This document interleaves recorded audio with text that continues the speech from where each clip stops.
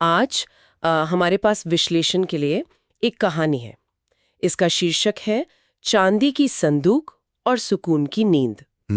अब ये सुनने में तो किसी लोक कथा जैसी लगती है, और है भी, लेकिन आज हम इसे सिर्फ एक कहानी की तरह नहीं देखेंगे। अच्छा।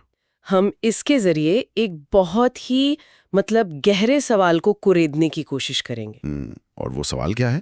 सवाल ये कि क्या मन की शांति और सफलता, क्या ये एक दूसरे के दुश्मन है?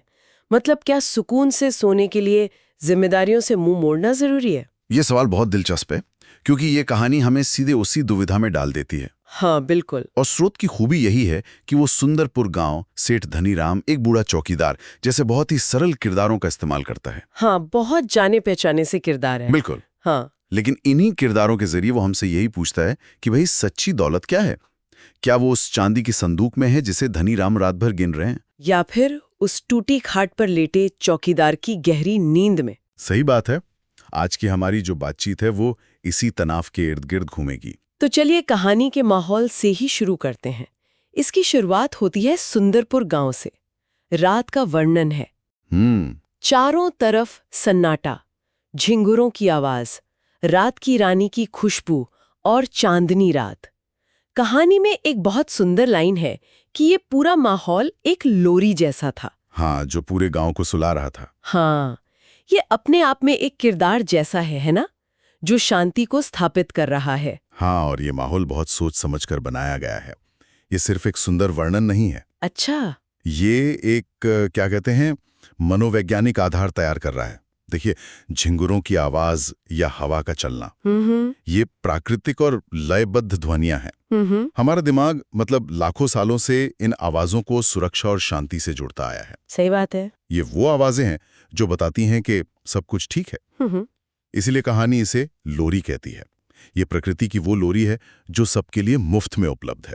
और फिर कैमरा इसी शांत माहौल से कट होकर सीधा सेठ धनीराम की हवेली के अंदर जाता है। बिल्कुल। जहाँ एक बिल्कुल अलग ही संगीत बज रहा है, सोने के सिक्कों की खनक। हाँ, ये विरोधाभास मेरे ख्याल से कहानी की नींव है। बाहर सुकून देने वाली आवाज और अंदर बेचैन करने वाली। और इससे बेचैन करने वाली आवाज कहना बहुत सटीक है। क्यों? क्योंकि सिक्कों की खनक प्राकृतिक नहीं है, वो कृत्रिम है। उसमें कोई लय नहीं है। कोई लय नहीं है। ये एक ऐसी आवाज है जो कभी खत्म नहीं होती, क्योंकि लालच कभी खत्म नहीं होता। आप एक सिक्का गिनते हैं, फिर दूसरा, फिर तीसरा। ये तो एक अंतहीन सिलसिला है। हाँ, कहानी में एक जगह कहा भी गया है कि धनीराम को सोने के सिक्कों की खनक पक्षियों के चहचहाने से ज्यादा प्यारी लगती थी। ये एक वाक्य उनके पूरे दिमागी ढांचे को खोल कर रख देता है। उन्होंने प्रकृति की लोरी को अपनी बनाई हुई शोर की दुनिया से बदल लिया है। कहानी में धनीराम के मन की तुलना एक दौड़ते हुए घोड़े से भी की गई है, जो मुझे बहुत सटीक लगी। बाहर सब कुछ शांत और ठहरा हुआ है, और अंदर उनके दिमाग में एक रेस चल रही है। बिल्कुल। ये बाहरी और भीतरी दुनिया का सीधा टकराव है। वो उस लोरी को सुन ही नहीं पा रहे हैं। वो सुन ही नहीं सकते। क्योंकि उन्होंने अपने चारों ओर दौलत और चिंता की एक अदृश्य दीवार बना ली है। उनकी दुनिया उस एक कमरे और उस चांदी की संदूक तक सिमट गई है। हाँ। बाहरी दुनिया की शांति उनके लिए कोई मायने नहीं रखती, क्योंकि उनकी अपनी भीतरी दुनिया में बहुत ज्यादा शोर है। बिल्कुल, ये ठीक वैसा ही है जैसे आज हम हेडफोन लगाकर दुनिया से कट जाते हैं। हाँ, धनीराम ने लालच के हेडफोन लगा रखे थे। बिल्कुल सही। और इसी शोर और शांति के बीच कहानी हमें दो इंसानों से मिलवाती है जो एक दूसरे की परछाई जैसे हैं। हाँ, बिल्कुल विपरीत। एक तरफ सेठ धनीराम, जिनके पास मखमली गद्दे हैं, बड़ी हवेली है, चांदी की संदूक है, लेकिन नींद नहीं है। उनकी एक ही चिंता है, अगर मैं सो गया और किसी ने मेरा धन चुरा लिया तो। ये डर उन्हें सोने नहीं देगा। और दूसरी तरफ उसी हवेली का चौकीदार है। उसके पास कल के खाने के पैसे भी हैं या नहीं, ये भी पक्का नहीं। हाँ। वो एक टूटी हुई खाट पर लेता है, लेकिन कहानी कहती है कि वो घोड़े बेचकर सो रहा था। ये मुहावरा यहाँ कमाल का काम करता है। बिल्कुल। इसका मतलब है पूरी तरह से बेफिक्र होना। मनोविज्ञान में एक सिद्धांत है हेडोनिक ट्रेडमिल का। अच्छा। धनीराम उसी ट्रेडमिल पर दौड़ रहे थे। उन्हें लगता था कि और सिक्के उन्हें और ज्यादा खुशी देंगे, लेकिन हर नए सिक्के के साथ उनकी चिंता भी बढ़ जाती थी। वो खुशी के पीछे भाग तो रहे थे, पर कहीं पहुंच नहीं रहे थे। हाँ, एक ही जगह पर मानसिक रूप से खड़े थे, और चौकीदार उस ट्रेडमिल से उतर चुका था। लेकिन एक सवाल मेरे मन में आ रहा है। पूछिए। क्या चौकीदार का सुकून असली है, या ये सिर्फ जिम्मेदारियों से भागना है? मतलब कहीं हम यहाँ गरीबी का महिमा मंडन तो नहीं कर रहे? नहीं नहीं, ये बहुत जरूरी सवाल है। क्योंकि असल जिंदगी में बिना पैसे की चिंता ना होना थोड़ा मुश्किल लगता है। सही बात है। और कहानी इसका सीधा जवाब नहीं देती, पर इशारा करती है।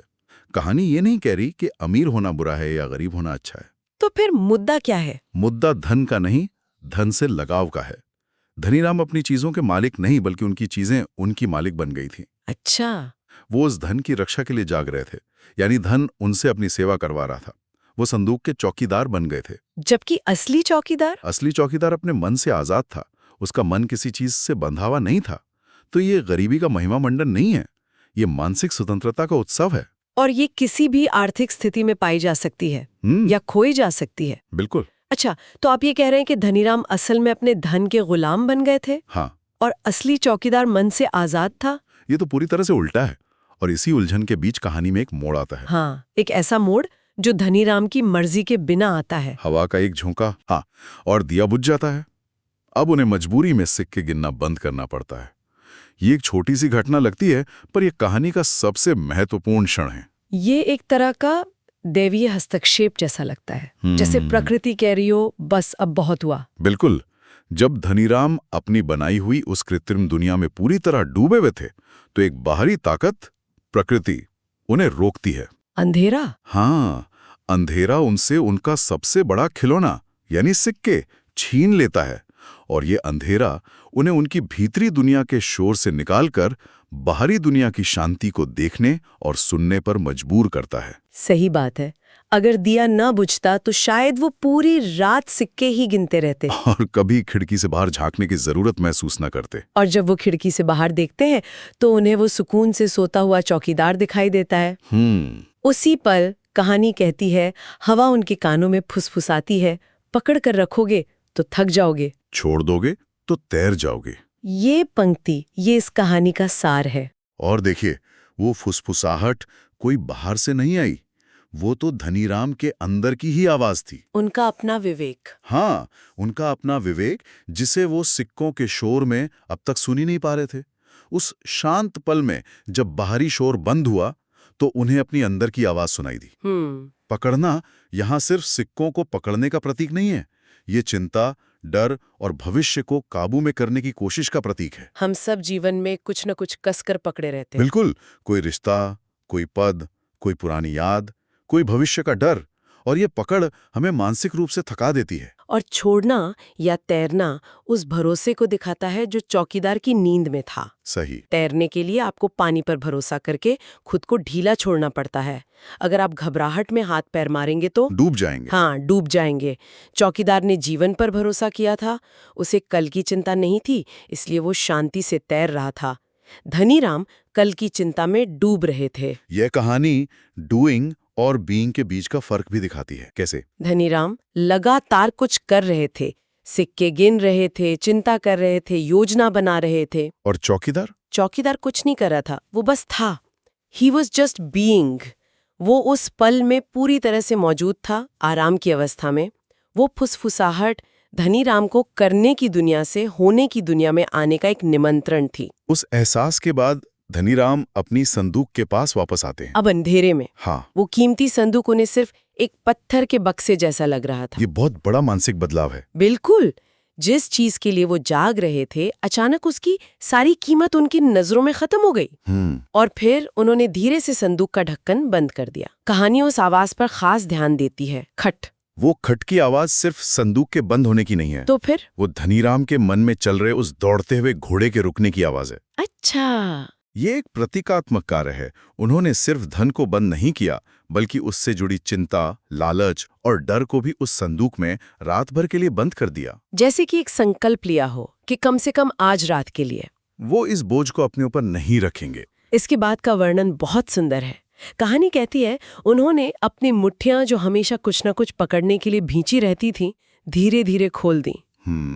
ये शारीरिक क्रिया उनके मानसिक बदलाव को दिखाती है। ये पकड़ कर रखने वाली बात मुझे बहुत अपनी सी लगी। हाँ, और ये बहुत गहरी मनोवैज्ञानिक समझ है। हमारा शरीर और मन जुड़े हुए हैं। कैसे? जब हम तनाव में होते हैं तो हमारी मुट्ठियां भिन जाती हैं, कंधे अकड़ जाते हैं। कसकर बंद मुट्ठी नियंत्रण का प्रतीक है, और खुली हथेली समर्पण का।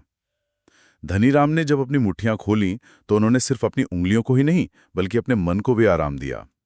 उस एक पल में वे सेठ से वापस एक थके हुए इंसान बन गए। और कहानी भी यही कहती है कि बिस्तर पे लेटते ही उन्हें महसूस हुआ कि वो अब सेठ नहीं, बस एक थका हुआ इंसान है जिसे प्रकृति अपनी गोद में सुलाना चाहती है। ये बहुत महत्वपूर्ण है। उन्होंने अपनी उस पहचान को भी छोड़ दिया जो धन से जुड़ी थी। बिल्कुल।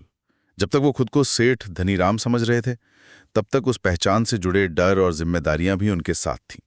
जैसे ही उन्होंने खुद को सिर्फ एक थका हुआ इंसान माना, उन्हें वो लोरी सुनाई देने लगी जो पूरे गांव को सुला रही थी। हाँ, वो प्रकृति की लय से फिर से जुड़ गए। तो कुल मिलाकर ये कहानी एक सरल रास्ते से हमें उस सवाल पर वापस लाती है जिससे हमने शुरू किया था। इसका सबक ये नहीं है कि पैसा बुरा है, बल्कि ये कि जिस भी चीज को हम अपनी शांति से ज्यादा महत्व देते हैं, वही हमारी चांदी की संदूक बन जाती है। सही बात है। और वो संदूक आज के जमाने में कुछ भी हो सकती है। बिल्कुल। वो चांदी की संदूक आज हमारा स्टॉक पोर्टफोलियो हो सकता है, जिसे हम आधी रात को उठकर चेक करते हैं। हाँ, या हमारे फोन पर आने वाले वो नोटिफिकेशंस हो सकते हैं जो हमें सोने नहीं देते। सोशल मीडिया पर लाइक्स की गिनती हो सकती है, काम का कोई अधूरा टारगेट हो सकता है। हर वो चीज जिसे हम रात को अपने बिस्तर में भी पकड़ कर रखते हैं, वो हमारी चांदी की संदूक है जो हमें प्रकृति की लोरी सुनने से रोकती है। और कहानी का अंत वापस एक ध्यान की तरह हो जाता है। ये सिर्फ धनीराम के सो जाने की कहानी नहीं रहती। नहीं, ये सुनने वाले को भी अपनी चिंताओं का संदूक बंद करने के लिए प्रेरित करती है। हाँ, ये दिखाती है कि शांति कोई ऐसी चीज नहीं है जिसे बाहर खोजना पड़ता है। वो तो पहले से ही मौजूद है। बिल्कुल, बस हमें अपने मन का शोर बंद करने की जरूरत है। ठीक वैसे ही जैसे धनीराम के कमरे में सिक्कों की खनक बंद हुई। शांति कमाई नहीं जाती, उसे बस अपने अंदर उजागर होने का मौका देना होता है। धनीराम ने कुछ हासिल नहीं किया। नहीं, उन्होंने बस अपनी चिंता को छोड़ दिया और शांति अपने आप प्रकट हो गई। कहानी तो धनीराम के सो जाने पर खत्म हो जाती है, पर ये हमारे लिए एक विचार छोड़ जाती है। अगली सुबह जब धनीराम जागेंगे और उस संदूक को फिर से खोलेंगे, तो क्या सिक्कों को देखने का उनका नजरिया वही रहेगा? ये इस कहानी का सबसे दिलचस्प सवाल है। क्या ये बदलाव सिर्फ एक रात का था या ये एक स्थायी परिवर्तन था? कहानी हमें इसका जवाब नहीं देती, क्योंकि शायद जवाब हम सब के अंदर है। क्या एक रात की सुकून भरी नींद उस चांदी और सोने का मतलब हमेशा के लिए बदल देगी? हो सकता है। शायद अब वो उसे बोझ की तरह नहीं बल्कि एक साधन की तरह देखेंगे। या शायद दिन का उजाला होते ही लालच फिर से हावी हो जाएगा और वो वापस उसी ट्रेडमिल पर दौड़ने लगेंगे। हाँ, लेकिन एक बात तय है, अब वो ये राज जान चुके हैं कि सच्ची दौलत उस संदूक के अंदर नहीं बल्कि उसके बाहर उस चौकीदार की सुकून भरी नींद में है। और एक बार जब आप ये जान जाते हैं तो उसे भूलना बहुत मुश्किल होता है।